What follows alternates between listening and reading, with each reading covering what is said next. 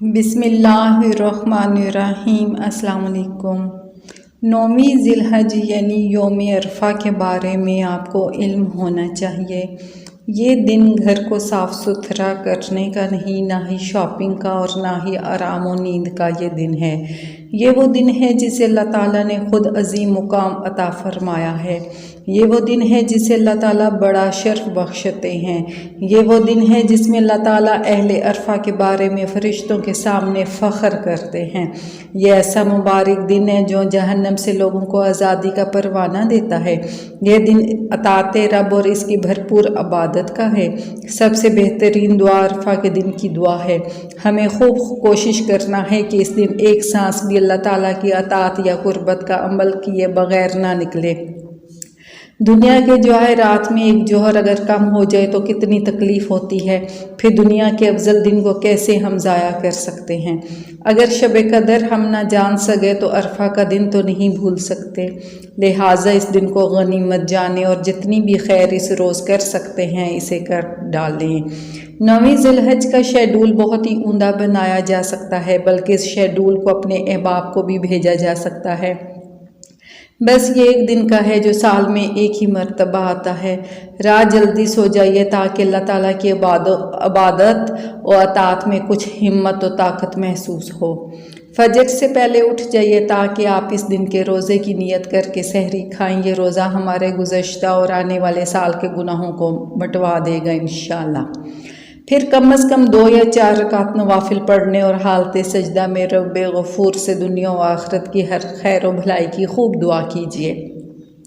इसकी खूब हम्दो सना कीजिए कि अल्लाह ताला ने मुझे इस दिन तक पहुँचाया जिसमें रहमतों की बरखा बरसती है और खूब बख्शिश होती है। फजर से कबल का वक्त इस्तग़फ़ार करने में लगा दीजिए ताकि हमारा शुमार सहरी के वक्त इस्तग़फ़ार करने वालों में हो जाए।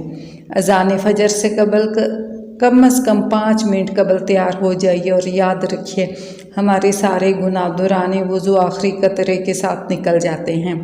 फिर वज़ू के बाद की दुआ पढ़िए, फजर की नमाज बाजमात पढ़िए और अपनी जगह तुलुए सुबह तक बैठे ज़िक्र और अज़कार और तिलावत कुरान करीम में गुजार लीजिए। इस्लाम के बाद तकबीरात पढ़ना भी ना भूलिए। नमाज इशराक को भी वहीं अदा कीजिए ताकि आप रसूल अल्लाह सल्लल्लाहु अलैहि वसल्लम के साथ अदा किए गए हज उम्रा का सवाब पा सकें।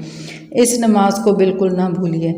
अब आप चाहें तो सारा दिन बिल्कुल ना सोएं और ना ही कोई लम्हा बग़ैर याद इलाही या दुआ के गुजारें, या थोड़ी देर सो जाएं और नियत ये हो कि अल्लाह ताला की मज़ीद इबादत के लिए मैं तरोताज़ा होना चाहता हूँ।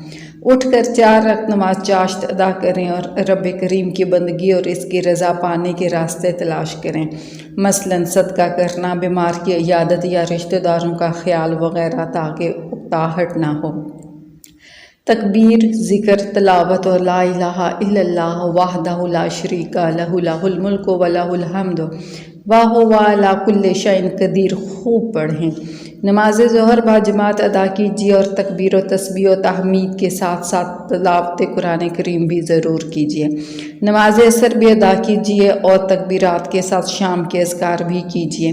मगरिब से थोड़ी देर कबल तक कुरान मजीद की तिलावत और दुआएं आजिज़ी से कीजिए और अपनी दुआ में अपने प्यारों को ना भूलिए। अल्लाह ताला से दुआ कीजिए कि मौला सूरज इस वक्त तक ना डूबे जब तक मुझे जहन्नम से आज़ादी का परवाना ना मिल जाए। अल्लाह हम सबको इन अमाल के बजा लाने की तौफीक अता फ़रमाए। हम अल्लाह ताला से अपने और आपके लिए कबूलियत दुआ की दरख्वास्त करते हैं।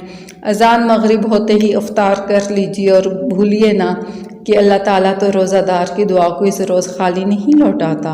अल्लाह ताला हम सबको जहन्नम से आज़ादी का परवाना नसीब फरमा दे। आमीन या रब्बल आलमीन। Okay, take care all. Allah हाफिज़।